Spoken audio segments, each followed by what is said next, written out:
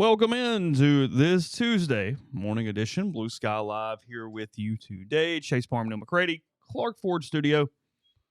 Tampering memos getting sent around. Does that impact Ole Miss? Discuss that today.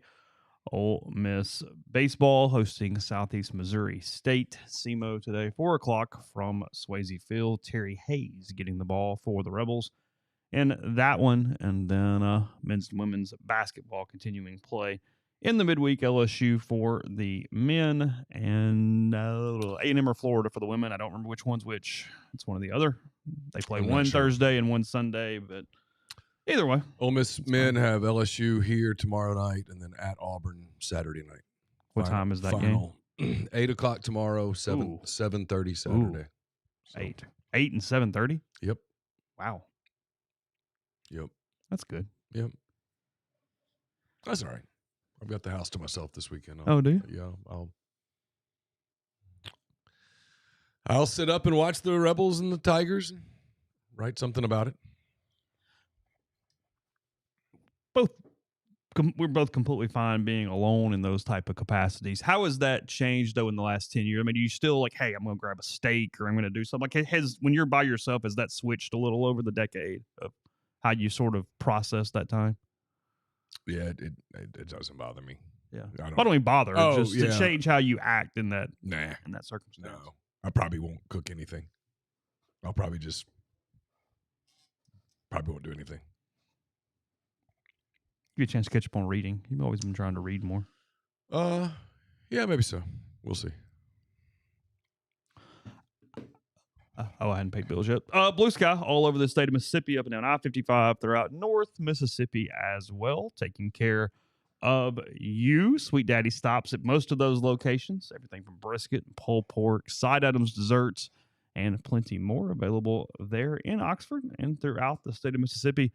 Again, coming to you from the Clark Ford Studio. We are Clark Ford's in Amory, Mississippi, 662-257-1900. Call that number. Ask for Corey Clark. Tell Corey what Ford product you're interested in, what you're looking for, what you're thinking about. He'll send you a quote within 15 minutes in business hours, right to the bottom line. No hassle, no haggle. He makes it very easy for you to get information about a potential automotive purchase. It's always kind of complicated. People get nervous doing that. Corey takes the nerves out. You don't have to worry about whether you're getting snookered or robbed or any of that stuff. He's going to just get you right to the bottom line. And then you may have a decision to make. You can take the quote, use it to shop around, or you can take the quote and do what I've done many times, what I recommend that you do, and that's buy a Clark Ford. You'll love the product. You'll love the service. Corey and the people at Clark Ford are great. They take great care of you. They want to be your car guy. They want to be your truck guy. They'll prove to you what that means when you make the call, 662-257-1900. Guest join on the Campbell Clinic hotline. From fractures and sports injuries to complex spine and limb conditions, the pediatric orthopedic physicians at Campbell Clinic in Oxford are the only specialized pediatric orthopedic team in North Mississippi providing expert care for growing bodies.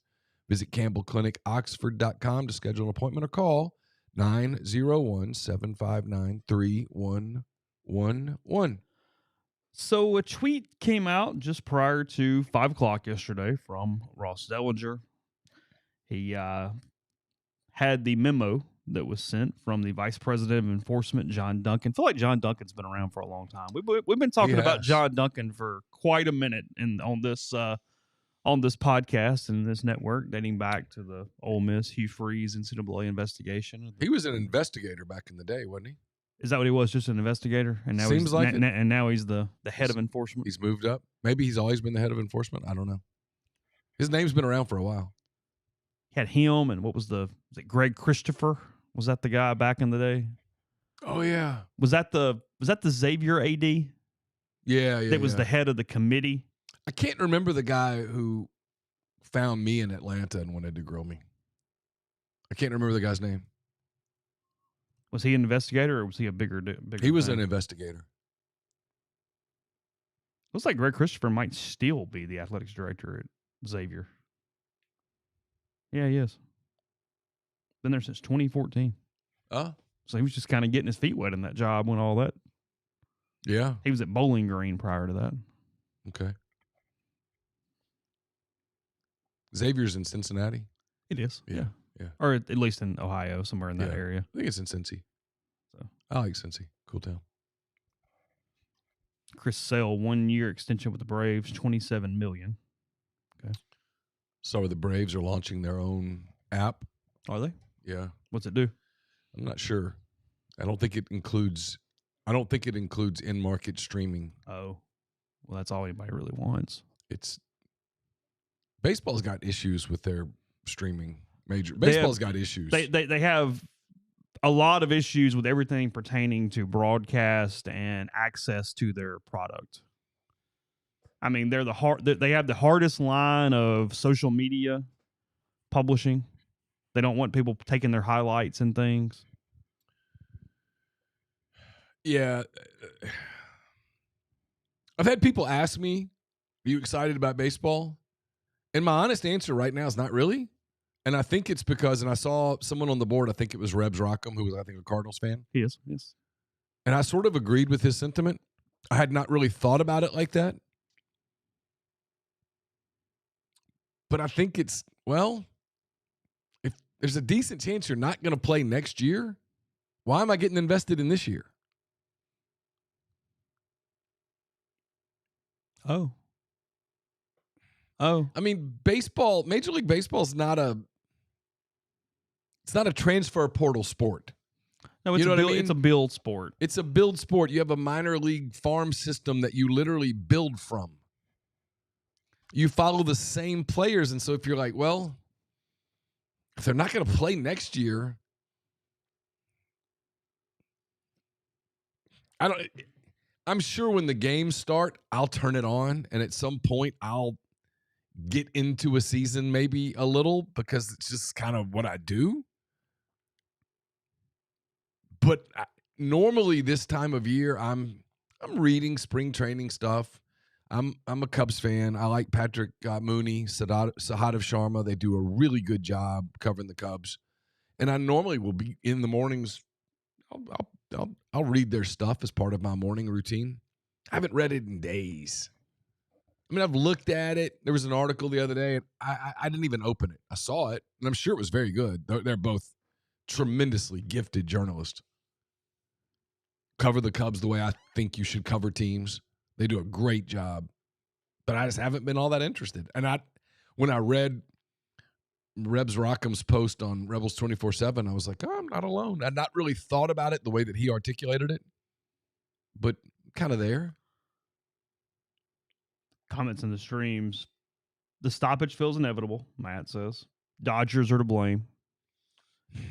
Blame's a weird word, but yeah, yes and no. But the Dodgers' presence and who they are as a figurehead is absolutely impacting people's interest in the sport, in the league. That's for sure. The league is technically to blame for what the Dodgers have done. The Dodgers, don't get me wrong, I'm turned off by it, their ability to just go whatever. But they haven't broken any rules. They haven't done anything where you go, well, see? They're Vanderbilt baseball, in a way. Yeah, but even more innocent because they're just doing what they can do. I mean, Vanderbilt, kind of when they did it, everybody's like, come on, right? The Dodgers are like, hey, we're paying the tax. We're footing the tax bill. Yeah, paying the fine. We know we're speeding. We're paying the speeding ticket. Yeah. That's how it works. Yeah, it's the equivalent of like there's cameras on the roads, and you're like, F it. I know you're gonna mail me a ticket. I'll pay it. I'm going 97. Yeah. Watch this, bitches. Yeah. I mean, baseball allowed them to have a market deal, a market rights deal that literally no one else has.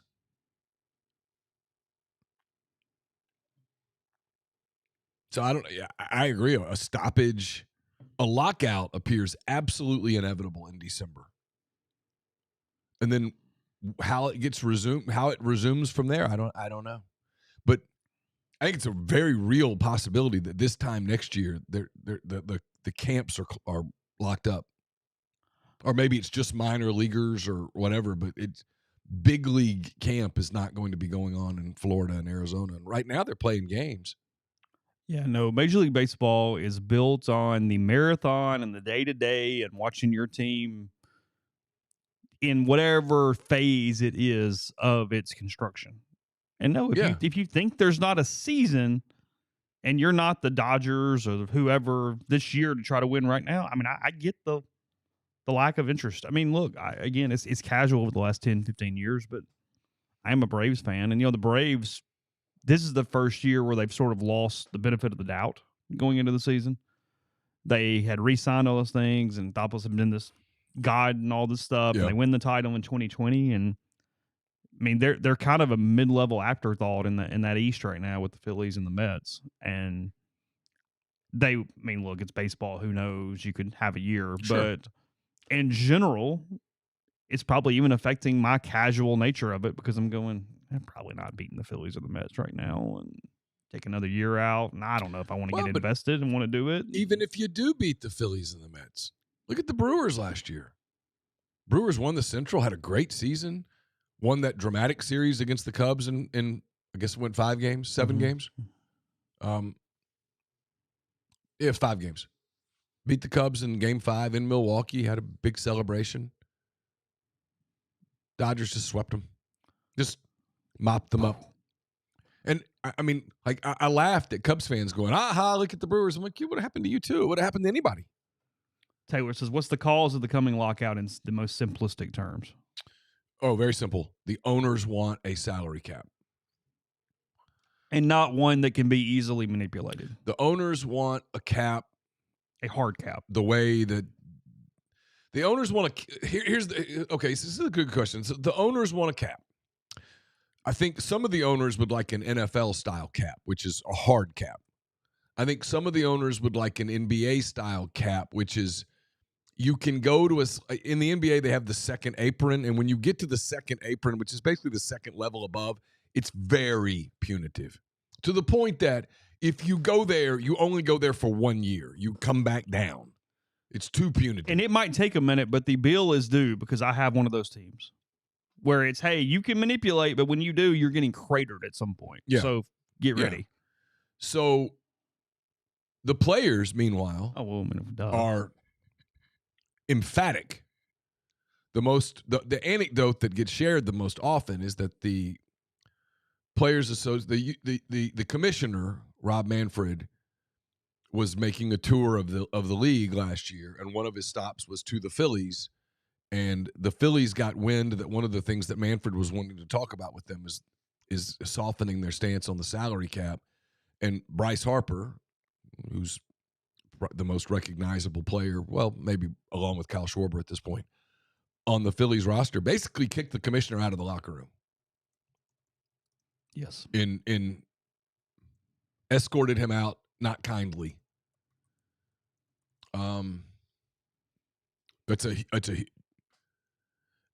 The difference this year, and the reason that some people think, and most people think they'll get it worked out because they have to get it worked out and you have to play the season because the risk of not playing a season is so dangerous. But the reason that there is some concern that this could be a lost year is that there are organizations that are apparently prepared to dig in. Yeah, we'll hurt. They'll hurt more. They'll eventually break. If you're an owner, you're in your 50s, you can own a baseball team for another 20 years. If you're a player and you're 26, Father Time's coming for you. So, you have an earning window as a player that's small. And so if you lose a year, well, in a lot of cases, you're losing. When you think about some of these guys that make $20, $30 million a year, you don't play a year, you don't get your $20 to $30 million. Well, that's a significant financial loss for your life there. Well, here, got a Venmo. Thank you, Philip, for that. Says if the MLB work stoppage is as long as 94 or 95, can they come back? Okay, little context here. Depends what you mean by can they come back, obviously. 94, 95, and I was 11, 12, but I was in my 20s. I remember it vividly. But I get it. No World Series in 94, shortened season in 95.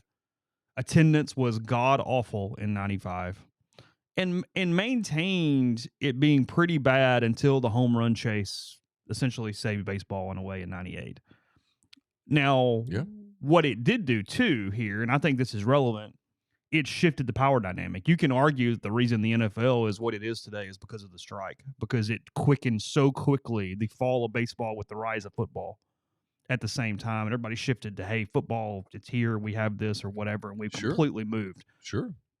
But so is it going to die for a while, or is it going to be greatly diminished? Yeah, it would be greatly diminished. It's a failure in every way for a professional league to not have a season over labor disputes. It's catastrophic and it's malpractice. But baseball has a couple different things. It's a regional sport, not a national sport. Mm-hmm. Because people miss the ball when they go, oh, look, you can't. They're not making money. No.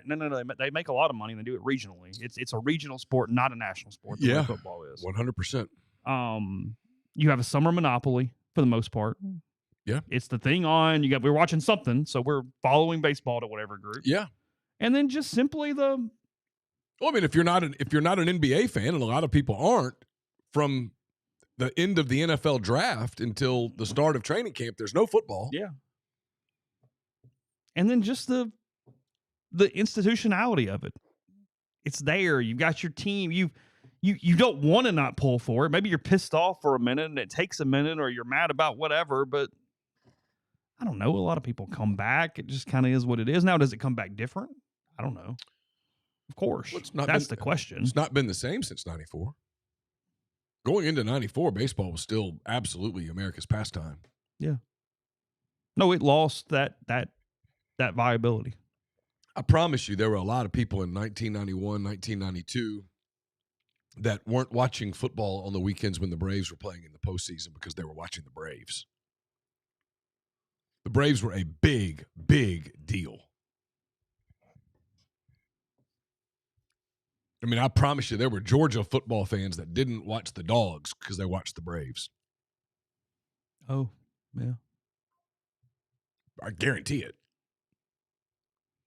Probably a lot of tentacles on what the strike did. Baseball was big. Big in the 80s. Big. It was right there with the NFL.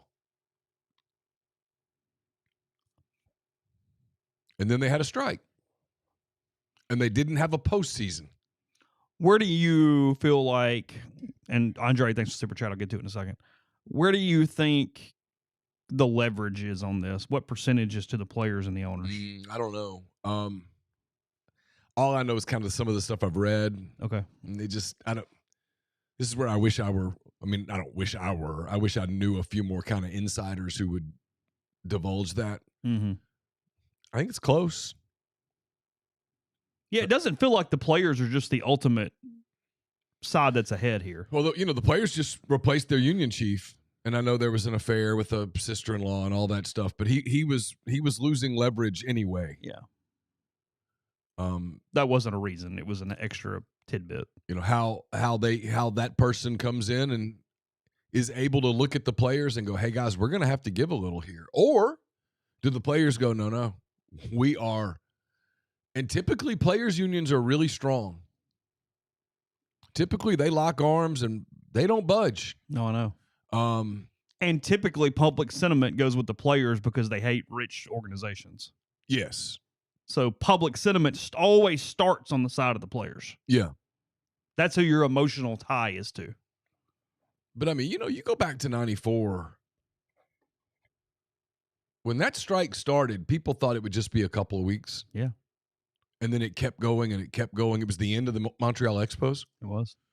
Who were the World Series favorites in 94? They appeared to have passed the Braves that year. They were great. And then by the time the season started in 95, they had sold off most of that team, including Marquise Grissom to the Braves, who he ended up winning a title with. Caught the last out. That they were 74-40 when the season ended. They never recovered. They're now the Washington Nationals. There's no baseball in Montreal, and there was more to it than that. Netflix did a phenomenal documentary on it. If you want to watch it, I thought it was really good. It's a little slow, but it's very informative. It's very good. I don't know. How many owners are willing to go, I'll eat this pain? Yeah. And I don't know the answer to that. But if you're like the Pittsburgh Pirates, you're the Cincinnati Reds, you're the Tampa Bay Rays, you're some of those types of organizations, the Cleveland Guardians, I think you look around and you go, this is how long can you keep fans invested when you don't have a chance to win?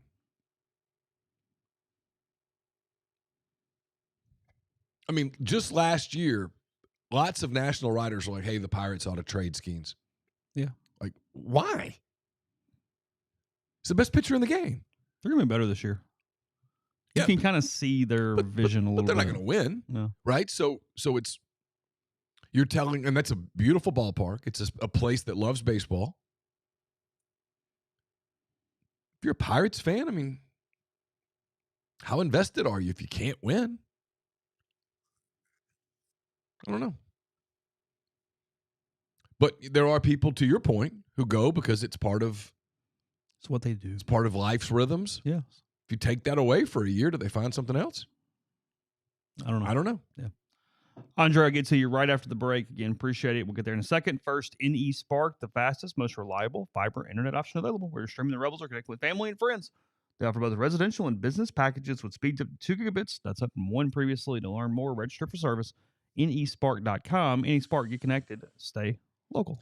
Ole Miss had a great portal season. You can too. Do you have an old IRA or 401k with a former employer? Is that money stuck with a bad team, not living up to its full potential?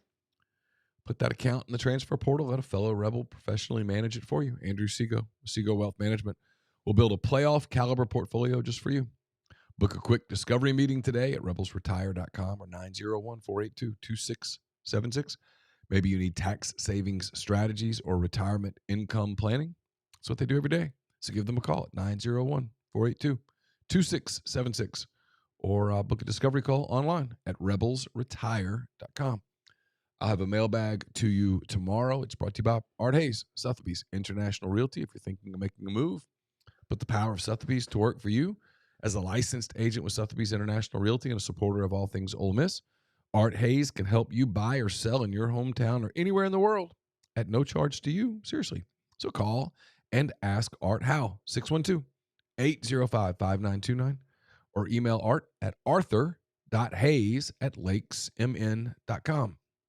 I have a hand raise, guys, to you on Thursday. It's brought to you by Comer Heating and Air. Southern Air Conditioning and Heating, different names, same great people, products, and services. If you live in Oxford, Batesville, Tupelo, or the surrounding area, call Comer, 662-801-1777. If you live in Memphis, South Haven, Hernando, those areas, call Southern, 662-429-4429. We're also presented by ENT Physicians of North Mississippi as the largest private ENT practice in the state. Their goal is simple: delivering fast, expert, comprehensive care for patients of all ages with ENT, allergy, sinus, dizziness, balance, and voice-related needs. With same-day or next-day appointments with ENT urgent care for that annoying cough or sore throat, in-office CT scans, and same-day allergy testing, and access to their comprehensive audiology team offering a full range of services from hearing aids and custom hearing protection to potential surgical options. ENT Physicians of North Mississippi are committed to removing barriers to care. They now have new locations in New Albany and Starkville, in addition to Tupelo, Corinth, and more.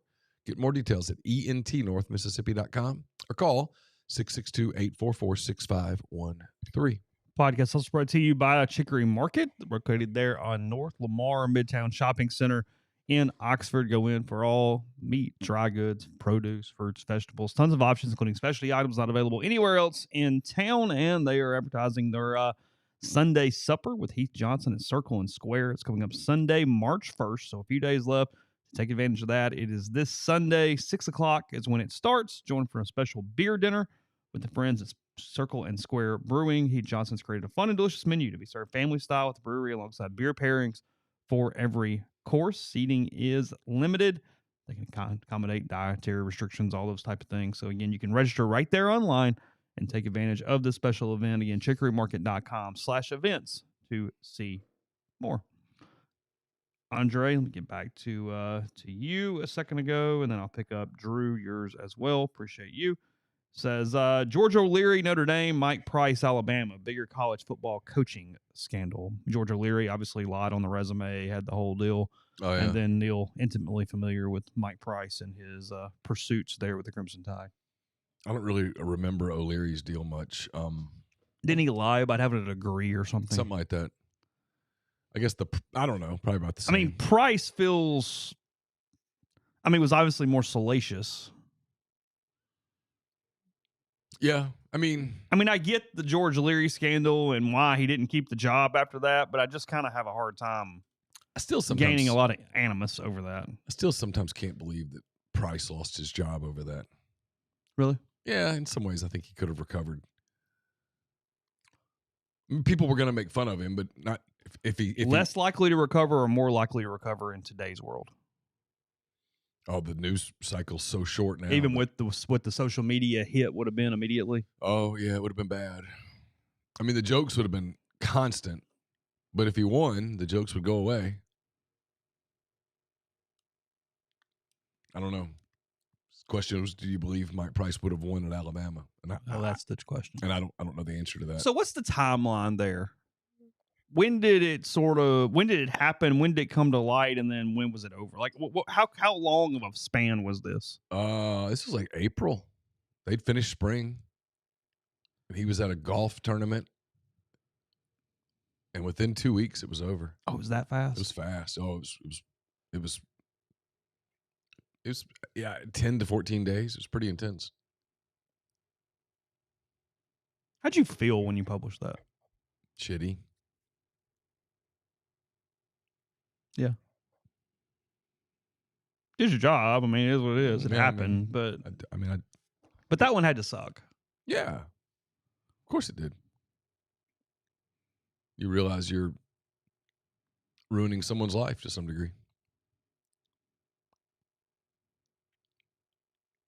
There's a weird... I don't know that when we published the story, I actually thought he was going to be fired. Oh, really? And then days later, he was fired. And I think that's when you sort of really felt bad about it. But, it was a story. I remember the tip I got on it. I remember exactly where I was when I got it. I remember telling Taylor Zarzer, who was sitting there, we were broadcasting together, and I told him in a commercial break, I said, I think this is real. And off to the races we went. There's a weird thing, and we just cover sports, but we cover people's lives while covering sports. There's a weird part of what we do where you're aware of people's livelihoods and their job ending or not ending before they are. Mm-hmm. It's a really strange part of what we do that fairly often I know someone is going to be fired before they know it. Yeah. Well, really often. It was the day that Ole Miss fired Matt Luke. I called Tyler Siskey on the road and said, did you just get fired? Mm-hmm. And his response was, you can't write that. They promised us we could tell our families. Yeah. Which I was like, if I know. Yeah. To Tyler's credit, he was like, yes. Yeah. Just a really odd part of what we do. It's just a weird part of what we do, for sure. That you write about stuff like that, report stuff like that. It's kind of, I don't know. I guess you just try not to think about it. But I always sometimes feel like I'm invading people's privacy. We are. Yeah. It's not. It's where the job and the standard is. But yes, no, you 100% are. The 22 baseball season. It was weird. Yeah. Really strange. Especially when coaches are pretty myopic and they don't even see kind of what the outside world is doing at the time. You know what I mean? Yeah. We've covered some weird stuff. Yeah. We just got through covering weird. Drew, thank you. Cubs and Braves were the only sports on TV in the 80s and early 90s. The changing media rights landscape in reference to college sports hit MLB hard. Jefferson Pilot days are long gone. Yeah. College football's national, every game. You're not having to just get your radio or your game of the week, or you don't have to go. No, I mean baseball. I mean MLB's national. I mean, if you're a Tigers fan living here, you can watch every game. Every game. Better off with them than you are some of the local teams. Yeah, Because you don't get blacked out as much. yeah. I mean, I'd be much better off as a Mariners fan than a Braves fan trying to watch 162. The only thing is when the Tigers go to Cincinnati or play the Reds. Oh, no. Now I got to watch the. I mean, I can still watch the game. I just got to watch the Reds broadcast. You do. Yes. Because we live in suburban Cincinnati here in Oxford, Mississippi. You getting told Miami was in the market is still my favorite. Yeah, you're in Mobile. Miami. I'm in the Miami market. Like, dude, It's like 10 hours away. I mean, in what world? It's 8 hours driving to Cincinnati from here. Yeah. I mean, it is a hard 8 hours.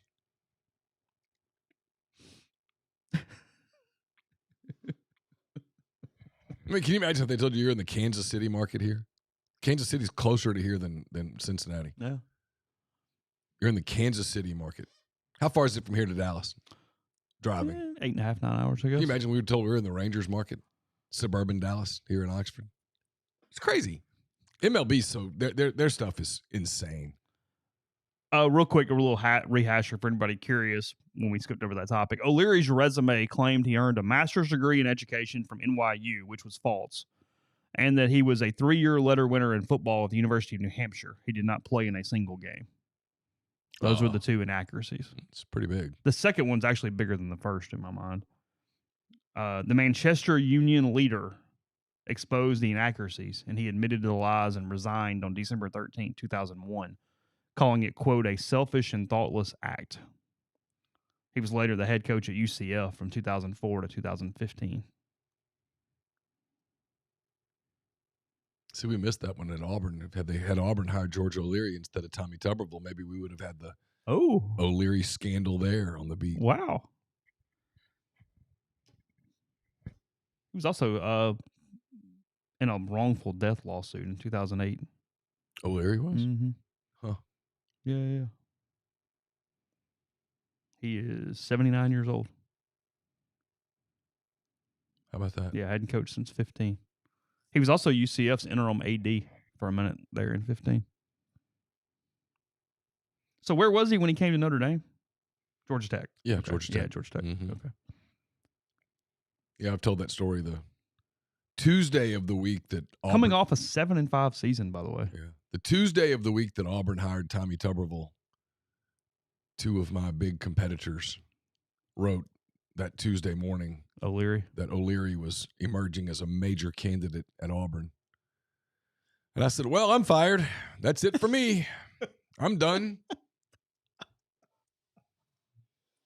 What were the repercussions at them for being that wrong? I don't know. They were a little more established on the beat than I was. You need to get that one right.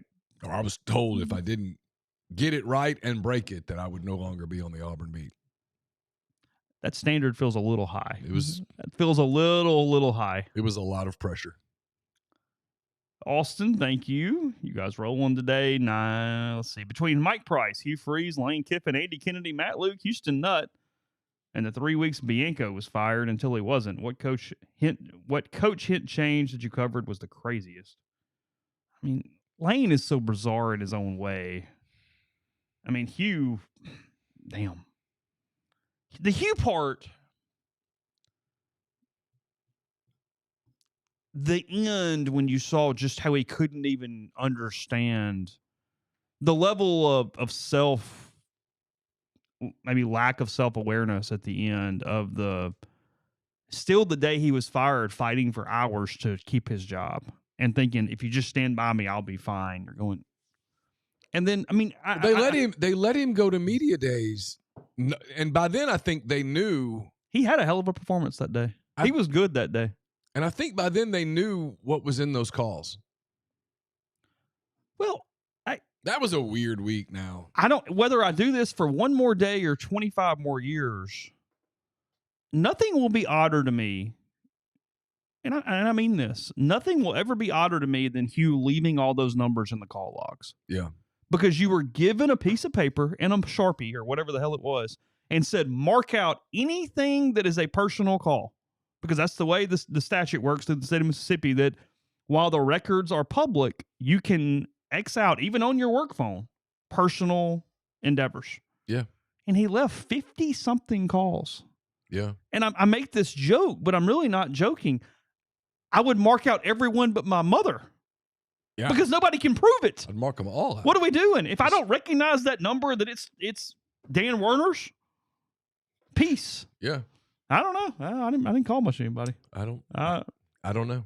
No. I mean, no comprende. I'm often asked if you could really talk to Hugh Freeze and have an honest conversation on the record. That would be my first question.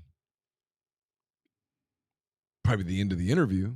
But no, it's but fair. it would be my first question. Why did you not just block out everything? It's so weird. I mean, I think sometimes people get in those positions and they forget. I mean, they view themselves as almost untouchable. I find it. I don't think this is exactly the right word, but no, I mean, I've said this. I find it almost sad because Hugh was a really good football coach in 2012 and early 2013. Yeah. A damn good football coach. His 2012 season was elite and what he was able to do to bring those guys together. Yeah. Yeah, because it wasn't a particularly talented team.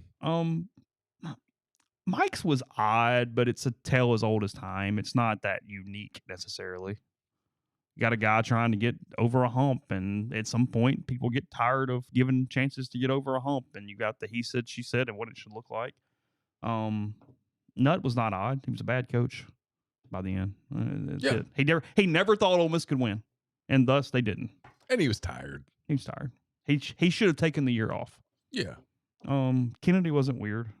No. Matt wasn't really weird at all. Luke's the one I push back on with people. I think he's unfairly viewed.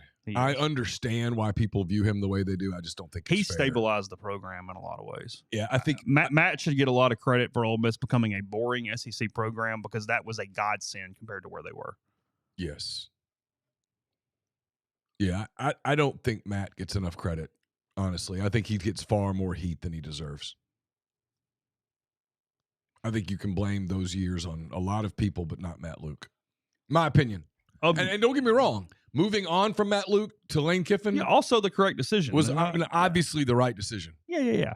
But sometimes I catch myself wanting to fight back when people attack Matt and stuff. And I thought history should judge him better than it does. So between your list, Austin, Mike Price, Hugh Freeze, and Lane Kiffin are in a different stratosphere than the other three or four that you mentioned there on how it ended. So yeah. I mean, Mike is the oddest of the others, but it's not anywhere near in that realm. The stuff with Lane is just so bizarre right now, just in general. You touched on it on Friday morning.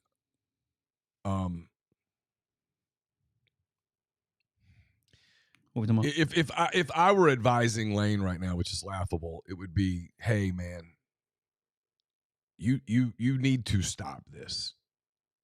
This isn't advisable on any level. Your job at LSU cannot be. You've got to stop focusing on Ole Miss. Oh. It is a mistake. I remember telling Tommy Tuberville this when he was at Auburn the first year. And he was so locked into the Ole Miss game. And I did. I looked him in the eye and I said, hey, man, you do know where you are. This can't be your rival. This has to just be another game.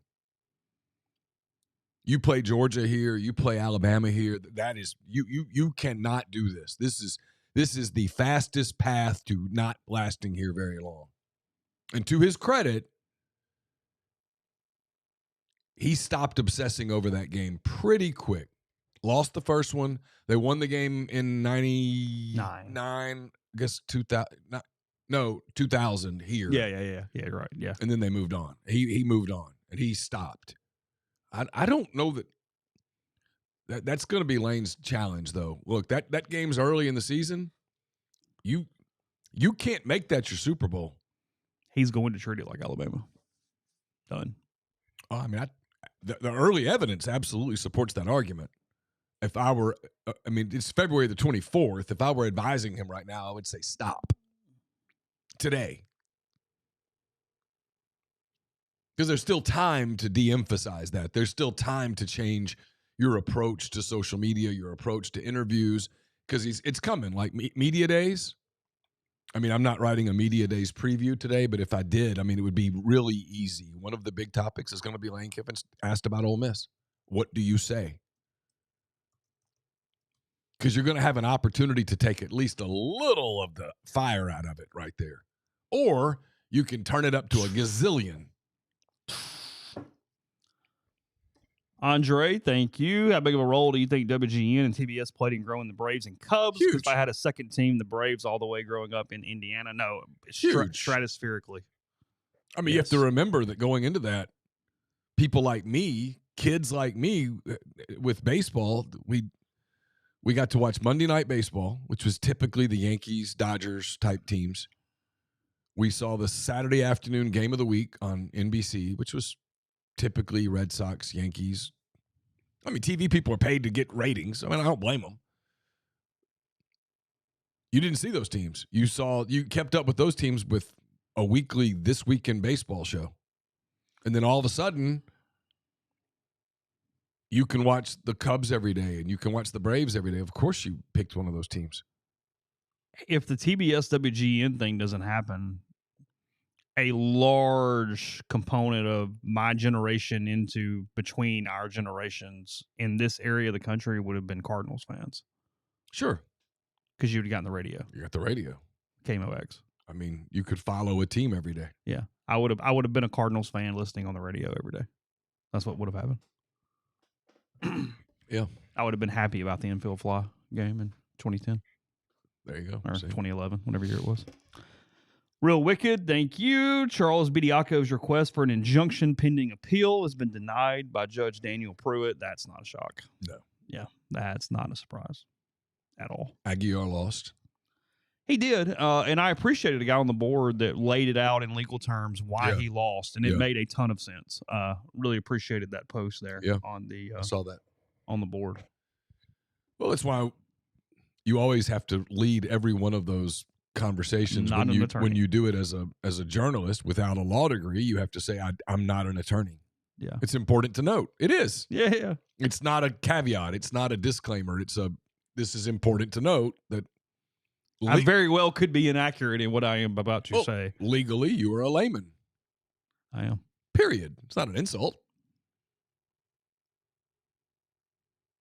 If Billy Quinn and I talk law, he's going to be a little more informed than me. Yeah. It's why people ask, why were you so confident that the Trinidad ruling would come down the way that it did? It was because, when you talked to any attorneys who had read it, they said that he had a good case. Yes. And when you talked to any attorneys who had looked at it and you said, why do you think the NCAA is pursuing this? It was, there's enough meat on the bone to formulate a case and to use this as some degree of fighting precedent. And so I took it at the word. It wasn't, people would say, well, you don't seem concerned about it. I'm like, well, I'm not concerned at all because I think we know how it's going to end. But I had several attorneys that I knew who asked about it, and they said there's enough there for the NCAA to sink its teeth into it a little bit.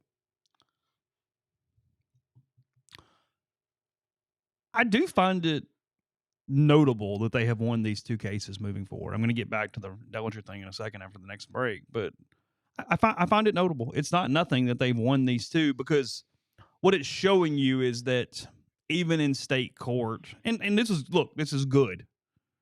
All three of those cases, based off the arguments that I understand them the best of my ability, off what attorneys have said, went the way of the law.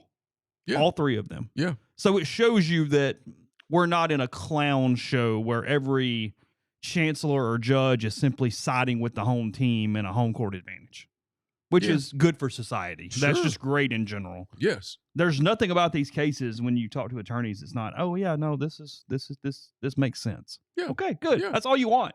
Oh. The NCAA is not above reproach. We're very well of that, but that doesn't mean they're not right in how they interpret some of the cases too. And that's what you're seeing, is that it's not all one or the other. I don't know the answer to that, Chauncey. Yes, does the NCAA call witnesses in the other two cases? I don't know. I did not follow it that closely. I just saw sort of the judge was pissed though. He did not like Aguilar's case in that room at all. Mm-mm. He was very frustrated with his attorneys. Kind of thought it was a waste of time. So, all right. Yeah. And I mean, he's a big Tennessee guy. Yeah. So I mean, I think the NCAA literally quote fought end quote Chambliss because it wanted to throw it in the group. It wanted to put on record that, hey, this is a dangerous precedent in our opinion, and at some point we're going to have to go to Congress to help us, and we're putting this somewhere, and we need a chapter in the book. That's what I believe. I could be wrong. It's what I think, and I think, like I said, the attorneys walked into that room knowing that they were going to lose, knowing that they did not have a good case, needed to establish a record. There was only one way to do that, and there was just enough meat on the bone to provide them with an argument where they didn't walk in literally waving a white flag. No medical opposition, no witnesses, and there was no question. The only comment to Cheryl Chambliss was, "You raised a great young man. Congratulations." Yeah. Yeah. They were in there establishing a record. Yes. Maybe I shouldn't have said it the way I said it, but it was I felt like, and I still feel like, if I'm being completely honest, that some people, media outlets, were drumming up drama where there really wasn't much. Mm-hmm. That's just my opinion. You're absolutely free to disagree. And you knew within 5 minutes in the courtroom, there was no doubt. So, all right, come back. I think in large part because of the way that you had covered it. Yeah. And I'd read it, and then I'd talked to a few people on my own. I never even considered the possibility ever that he would walk into that courtroom and lose his case. It never crossed my mind. That was one of the reasons I told people that day as it was unfolding. Why? How is this so dramatic? Well, it was kind of funny in the room, and I get they were just covering all bases and had some vision of deadlines or whatever, but we were all sitting in the jury box, and we're writing and getting ahead a little bit and putting stuff and writing down quotes per se. Sure. And there was 2 or 3 media members in the box that kept writing both versions of the story. And I'm like, you're wasting your time. Like, you were spending 45 minutes on a he's denied story just in case. And I'm like, dude, there's not a chance in hell in an hour of that happening. So, I think what I'm about to say is literally apples to apples. It would be the equivalent of sitting in the press box in the first quarter of Alabama and the Citadel writing a story about, hey, the Citadel pulled this off. No, they're not going to pull this off. It's not, you're not being thorough. You're wasting your time. Yeah. I don't know. Maybe it was not. Maybe it was a wasted opportunity to get clicks, I guess. I'm not being critical here. I'm just being completely transparent. We didn't come up with some massive coverage plan because I don't think either of us felt it was a dramatic story. No, I had a couple thoughts as it played out, just simply on, and I said this right after, and I think the show the next day. You got a really good peek behind the curtain of the NCAA in ways that I did not understand. But I thought that was the only sort of storyline or thing to take forward in coverage as you move forward. I thought that was it. So. Sure. Someone says that according to Grok, it's Chauncey again. According to Grok, no witnesses were called by either side in the Aguilar case. Oh, either side. Or the Bediaco case. Either side. Interesting. Okay. Which there's no medical, it's just rules interpretation. So I kind of understand it in that way because all of Ole Miss's was pertaining to ability to play. That's different than just eligibility ruling and what it means. So I kind of understand that. All right. Does your home and auto insurance keep going up? With the folks at the firm, a proud Liberty Mutual and Safeco Insurance agency partner. Take a look. Founded by Ole Miss alum Brian Hayden, they service the entire Southeastern Conference. Let their team of licensed professionals review your insurance needs, put together coverages to protect you and your family without breaking the bank. Schedule a consultation at 662-236-1101 or staff at thefirmsouth.com. Arnett's Fine Jewelry is a fourth-generation jeweler located in the old Lamons building on North Lamar Avenue in Oxford. They offer expert jewelry repair, diamond engagement rings, wedding bands, stackable diamonds, genuine stone bands, pearls, genuine color stones, diamond jewelry, flexible bangles, diamond pendants, earrings, and more. In other words, if you're looking for jewelry, they're the perfect gift place for you at Arnett's. They want to be your jeweler. We're brought to you by the College Corner. They've got more than 4,000 square feet of the best Rebel gear right here in Oxford. You're coming in for baseball today, later this week, as the season progresses. They've got you covered regardless of the weather, whatever color you're looking for, the brands you want, Nike, Horn Legend, Champion, Antigua, just to name a few. Also have locations in Ridgeland and Flowood, and you can always shop at collegecornerstore.com. Taking a little trip down memory lane that wasn't planned today. Reminds me of always, since 1873. 1873 Coors Banquet. It's been brewed in the same tradition of the original 150-year-old recipe. Banquet is crafted with 100% Rocky Mountain water, so when you are drinking a Banquet, you are drinking history. We are also brought to you by Argent Wealth. When you work with Argent Wealth's 401k advisory services, you gain a valuable advisory team and time-saving resource that will help you develop and maintain a solid strategy for your retirement plan. They're committed to providing you with the personalized attention and involvement that you want and need. Their goal is to help you manage your 401k plan properly, ultimately improve your employees' retirement readiness. To learn more, go to myargentwealth.com. Podcast, also brought to you by New Albany Pharmacy and Solutions, 140 Fairfield Drive in New Albany. Contact them, 662-539-7777. Family-owned pharmacy with excellent service, wide range of gifts for all ages, home decor, jewelry, and more. Tell them you heard about them from MPW Digital and get 15% off any non-medical purchase. And podcast brought to you by Horn Legend, hornlegend.com, the place to go for your sports shirts, your pullovers, your vests, your jackets, your quarter zips, all the different options. Got great hoodies. Really, the hoodies are fantastic. Hornlegend.com. Women's jackets and vests. Diamond Elite Collection as baseball season has arrived. They sponsor my Around the Horn. Content item will come out on Thursday this week. So click MPB Digital in the drop down. Appreciate that. Hornlegend.com. Let's see. All right. Nothing else to get to in the stream, I don't think. So we'll get back to this. So I opened up the show, hitting part of it. John Duncan, the VP of Enforcement now. He might be the one that Freeze did the Bible verse thing too. Now that in hindsight, it might have been Duncan. That does ring a bell. That does kind of sound. I wouldn't familiar. want to bet any money on it because I could easily be wrong. But for some reason, that does. He would at least be on the Millionaire multiple choice on who it was. It rings a bell. Yeah, that's It's as far been as I a minute. can, Okay, it's been a long time. It's a lot going on. So Ross says, in a memo sent today to NCAA schools, VP of Enforcement John Duncan announces the D1 Board of Directors has charged the staff to, quote, pursue significant penalties for tampering violations while also more publicly announcing cases and reminding schools about the tampering bylaw, going on to say communications of any kind are not permitted with a student athlete at another school or any representative of their interest, including agents, before that student athlete enters the portal. If a coach is contacted by an agent or a student athlete who is not in the portal, any further continuation of the discussion is considered a rules violation. That includes a coach or booster expressing interest or suggesting the possibility of a roster spot opening for a student athlete should the individual enter the transfer portal. Goes on to say the NCAA staff is working with an infractions modernization task force. Commissions, coalitions, task force now. They like all the group think words. To, quote, expedite the process of investigating potential rules violators for tampering and other matters.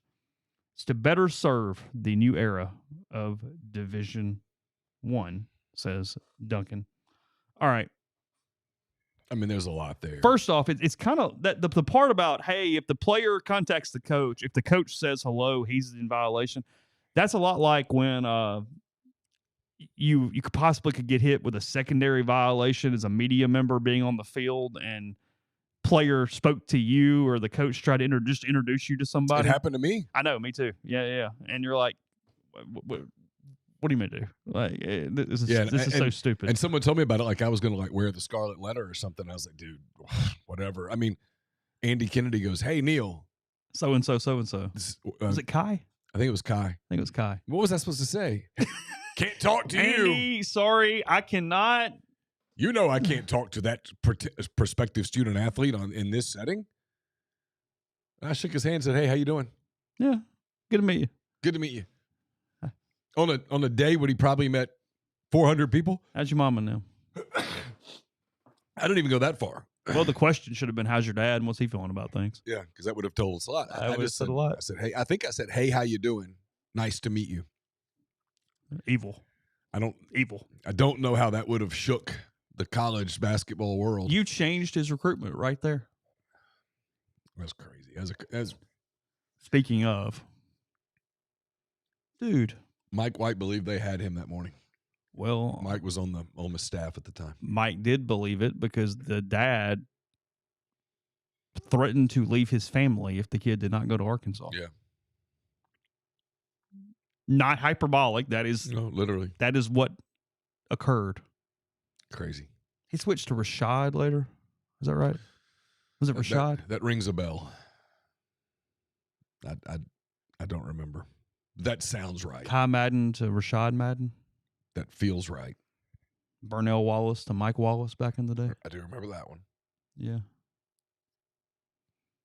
Kai Madden. That was Madden, Johnny O'Brien, and Andre Hollins. That's right. The kid that ended up at Minnesota.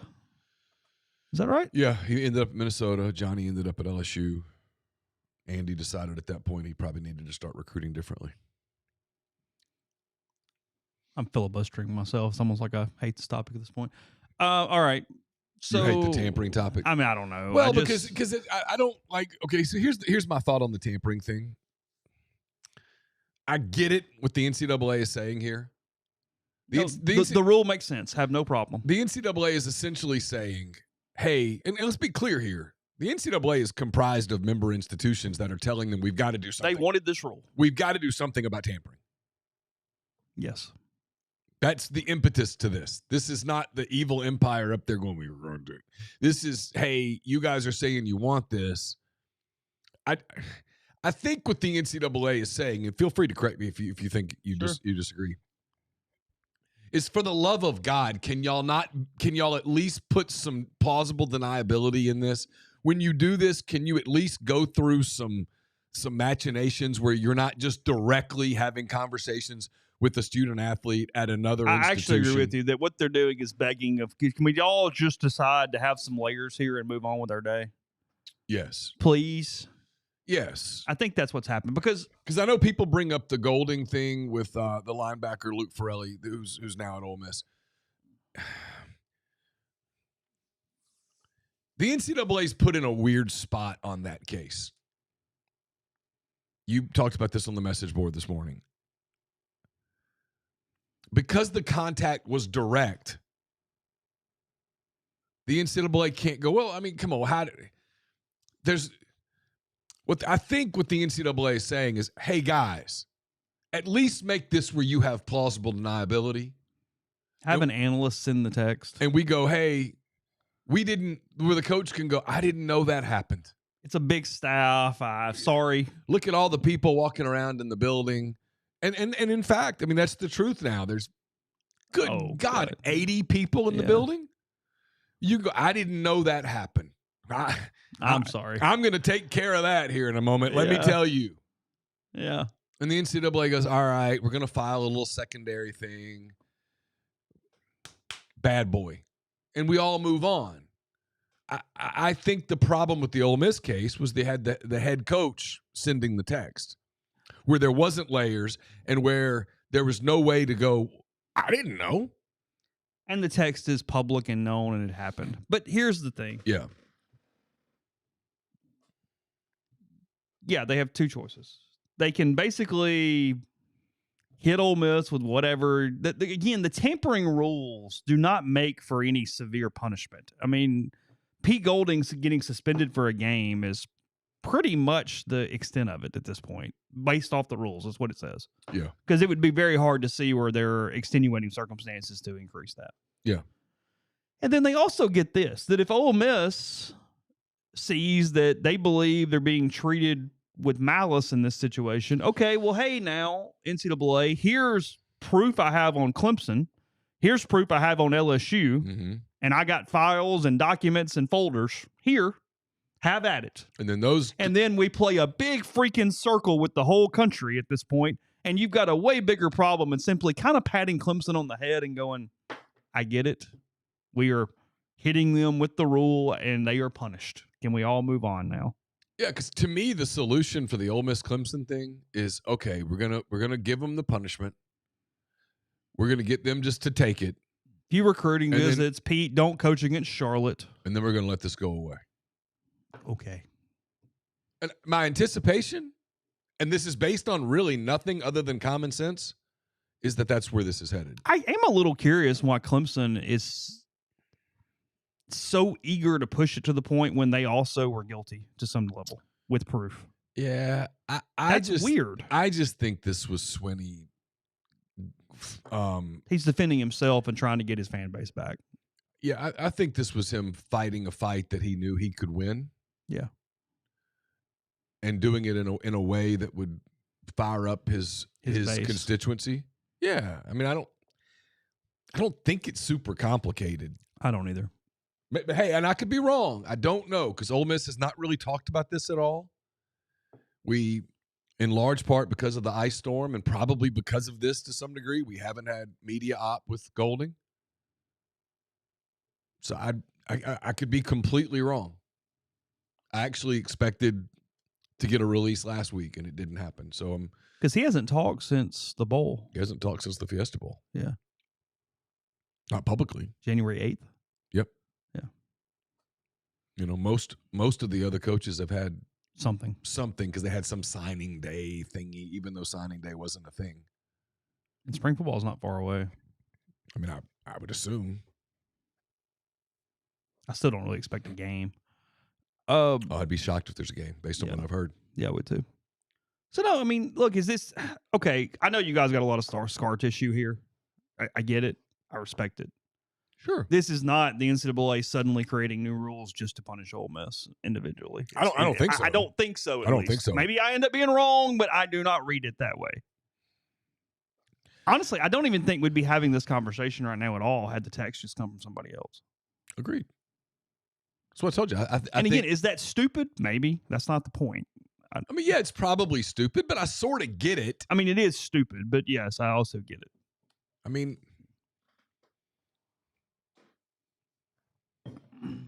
it's where and I realize there's a vast minority of the people that want you to do a podcast segment or a whole podcast show where you just excoriate the NCAA for being out to get Ole Miss. I think it's an empty argument. If I'm wrong, I'll sit here and say, boy, I was wrong. I think it's an empty argument. I think the leagues, I mean, the member institutions are saying we've got to do something about tampering. And the NCAA is going, okay. That's what I think. I didn't read that and go, oh boy, look out.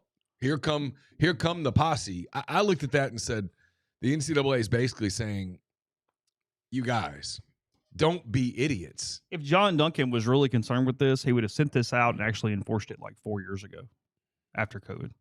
If you were really trying to stop it and thought you had some sort of way to do that, this is reactionary in some capacity because of it having a public sentiment. So no, I don't anticipate. Doors Rules says Golding talked to Stephen A. Smith, but I know he talked to him in the building, but did he do an appearance on his show or something? Not that I've seen. Yeah. I mean, I could have missed something, but yeah, I don't think he's had he has not had a standard media gathering, right, for whatever that looks like. Yeah, I think Doors, you're exactly saying what we're saying, which is there's probably going to be some violation. Ole Miss will plead guilty, and there will be some form of punishment, and then everybody kind of moves on. At the end of the day, you win because you got the player. We spoke about him a minute ago. I did really laugh at Andy's quote the other day after they – yeah. Who'd they lose to? He beat Memphis on Saturday, by the way. He beat Memphis. Yeah, I can't remember who they lost to that night where he just He said he was Andy being Andy. He said these are college scholarship players that are making more money than most people in this room. Is it too much to ask for you to make a layup? We're in bozo land. I mean, he's not wrong. Not wrong.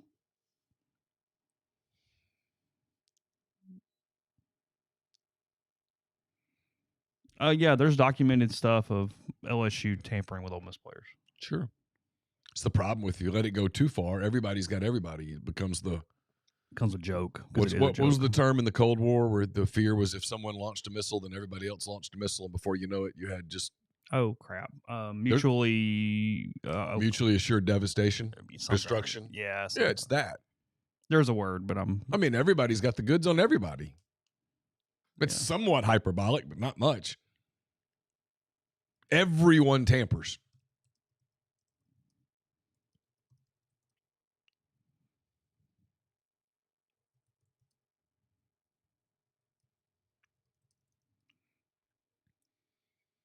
No, I haven't spoken to Andy in a while, but I would suspect that if I were to talk to him about the state of college athletics, he would say, Yaxel Lindenborg was my player. We recruited him.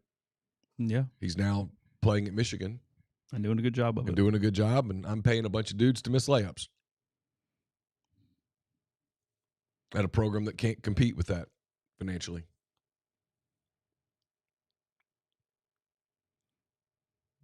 Be my guess. Speaking of basketball, Kansas gets a big one over Houston last night. 69-56 over the Cougars. Peterson played, went for 14, I saw. He did. I didn't watch the game. I watched a different game, but and then North Carolina 77, Louisville 74 in a ranked ACC battle last night. Probably a good game. In Chapel Hill. The Peterson thing is wild as the draft approaches. It's just interesting. I listened to Bill Simmons yesterday. He was talking about it. Where will he go? Well, he will probably go number 1. Oh, seriously? Oh, yeah. Oh, he's that good? Oh, yeah. Oh, okay. I mean, I didn't realize that. His ceiling is Shai Gilgeous-Alexander. I mean, his ceiling's really high. Oh. His floor is, well, does he really like playing? Mm-hmm. Is he motivated? Is he going to play? Is he going to push? And then you have at least one other player, DeBonsa, who's that's the BYU pretty. kid. Yeah, DeBonsa's. What did Simmons say? He's a better Andrew Wiggins is his floor, which means a pretty good player. Yeah. Then you have Boozer. I watched the Michigan Duke game the other day. Pretty much watched the whole thing. Not hard, but it was on. I like Boozer's game. I wouldn't take him number 1, but I like his game. He's going to be a really good player. Kuiper needs a better camera. The lighting and stuff, not very good. It's very off. He's like pixelated. Oh, yeah. His screen is reversed, too. ESPN's going the other way in the background. Oh, yeah. You would think they could get him a little better setup there. He's starting to show his age. The biggest giraffe mouth there is. How old is Kuiper? I don't know. Like late 50s? Oh, I would think he's late 60s. Okay. Hey, Siri, how old is Mel Kiper Jr.? Mel Kiper Jr. is 65 years old. There we go. 65. All right. Per Siri. There we go. All right, final break. Jackson Graber Group, GMFS Mortgage, John Graber in Oxford High alum, Ole Miss alum, local in-house processing, underwriting, servicing, your people taking care of you. Wide range of loan options, also great with condo financing. It's a little weird, a little different. He's an expert in that. He will hook you up. So whether you're buying a home, refinancing, or just have questions, gmfsmortgage.com/JGG, 662-762-4502. Brought to you by John Edwards, Regency Travel Incorporated in Memphis. John's part of Virtuoso. It's a worldwide network of travel partners. Allows him to supply his clients with added values, unique benefits, simply not available to other travelers. If you are trying to plan a trip that creates a lifetime of unique memories, get in touch with John. Give him some parameters. Give him a budget. Let him give you options that, again, you probably can't find on your own. 901-494-3387. Or send him an email, jedwards@regencytravel.net. Get the beautiful, healthy smile you deserve at Corinth Dental. Dr. Bubba McQueen, Dr. Jenny Beth Hendrick are devoted to restoring and enhancing the natural beauty of your smile using conservative, state-of-the-art procedures that will result in a beautiful, long-lasting smile. From routine checkups to advanced treatment, including implants and Invisalign, Corinth Dental's here to help you achieve your smile goals. Schedule your appointment today. Take the first step toward a better version of yourself at corinthdental.com. Podcast also brought to you by GNM Pharmacy, 662-236-2222. They deliver locally in the Oxford area. Delivered for me yesterday. Some stuff I am dealing with that can help you out too. Also in Holly Springs with Tyson Drugs. So again, whatever you need, they bought MedSync. Fill your prescriptions the same time each month and take care of you. One trip, one delivery. Everything you need when you need it with GNM. Again, 662-236-2222. Yeah, wide receiver is going to fix it. Saints taking Mekhi Lemon, the number 8 overall pick from USC there. I mean, we've got our quarterback, It's an obviously. easy joke with Lemon. Oh, they write themselves. Mickey Loomis just doing work. Ty Simpson projected number 21 to the Steelers. Oh. I mean, I like Ty Simpson. He seems like a great kid. I don't think I want him running my franchise. I never watched him and went first-round draft choice. No, I didn't either. But I'm not no one's ever asked me to make a draft choice. So who the hell am I to judge? 3 games tonight in SEC basketball. Kentucky is at South Carolina. Kentucky coming off a 75-74 loss to Auburn. That, oh boy, on tell you Saturday. What, people say this is a Wolf game. Yeah, let Kentucky lose it and then come tell me about Wolf. Tell you what, I guarantee you somebody who's a nervous wreck right now. Mark Pope. You can't lose this game. No. I mean, they're 17-10, 8-6. They're not average, but they ain't awesome. I think they're okay, but you wouldn't want to lose this one. Tennessee is at Mizzou tonight. Big shot for Mizzou here. Tennessee minus 3.5. By the way, Kentucky is favored by 7.5 tonight in Columbia. They're just so weird. I wouldn't touch that game. Missouri 18-9, 8-6. This is a big shot for Mizzou here. This would be a big win. Loss isn't going to kill them. They're okay. Their numbers are pretty bubbly. This would put them on the right side of the bubble. Yeah, he'd be 9-6. He'd be good. Yeah, well, you get a good win too. Tennessee's got really good numbers. And Auburn 15-12, 6-8. Not really in it, but played okay this year. They're okay. Auburn got really lucky the other night. They did. Oklahoma 13-14, 3-11 in Norman tonight. So it's a must-win game for the Tigers. It is. Yep. 100%. Wednesday night, we'll get to it more tomorrow, but you have a lot of games on Wednesday night. You got Florida at Texas. A good game. You got Georgia at Vanderbilt. Good game. You got State at Alabama. A&M at Arkansas. Good game. Good chance to be a good game, yeah. And LSU at Ole Miss, 8 o'clock, SEC Network between the Rebels and the Tigers. LSU 2-12 in the SEC. Probably not pulling a real big TV number there. Don't think Just so. not trying to be negative. Also head up against Alabama State and Texas A&M Arkansas. Yeah. It's buried a little bit. You're just probably not getting a big number there. I do want to talk about Mark Pope.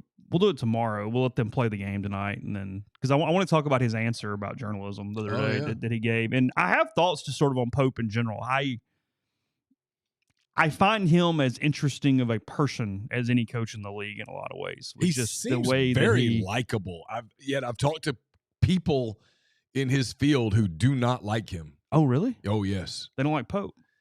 They think he's arrogant. Really? Yeah. And he comes off like orange slices to me. Yeah. Chooses to be bald. Yeah, it's just chooses to not have hair. People think this is a bit when I do it. It's not. I literally judge the guy on that. I would ask him why. I mean, I would literally love to sit down and have a conversation. You would. And say, why? And I'm being for real here. I mean, you would ask me if I was going to see a psychiatrist later in the day if I came in tomorrow and I'm going to shave my head. Yeah. Just thinking it would be easier to maintain every day. Yeah, I would say why. Why would you choose to do something that makes you less attractive than you would be otherwise? Why? Yeah. Is it some sort of self-flagellation? What is that? Is it some sort of self-hate? What is that? That's all. That's all I would say. Tonight around the country, if you want some basketball, trying to see what's out there that's any good outside of the SEC, got a decent game with UCF at BYU tonight on ESPN2. You can at least see the kid from the Cougars. AJ Devanza. There you go. Let's see. And then the next best game is Will Wade and his NC State Wolfpack. They're 10-4 in the ACC. They're in Charlottesville to face Virginia tonight. Yeah. 12-2 It's a good game. in the ACC.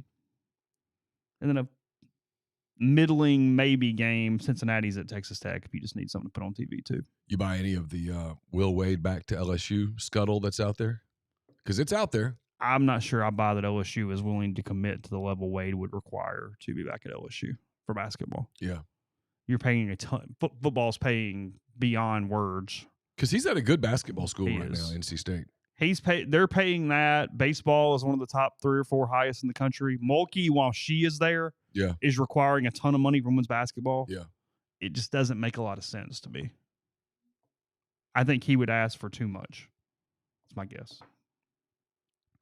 I made this post on the board yesterday. I think I've said this on the podcast, but if I haven't, if you are trying to go to any Ole Miss Texas matchup this calendar year, might want to stay a little farther out or be aware of this. Ole Miss not getting the benefit of the Austin tourism department, as the baseball series in a couple weeks in Austin is the same week as South by Southwest, which is a huge festival, huge festival, hundreds of thousands of people in the Austin area.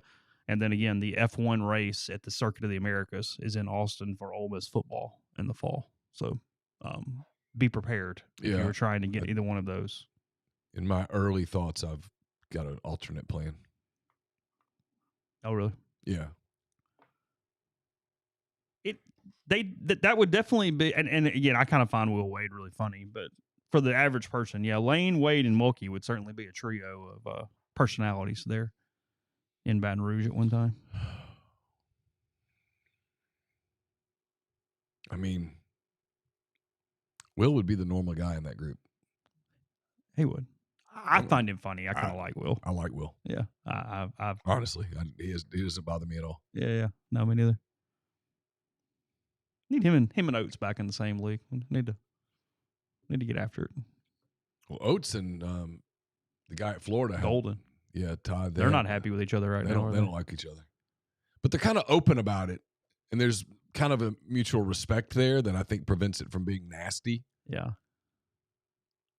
I mean, I'll give Oates credit. He goes, "Hey, he's won a national title. I haven't." Yeah. I mean, it's fair. But no offense.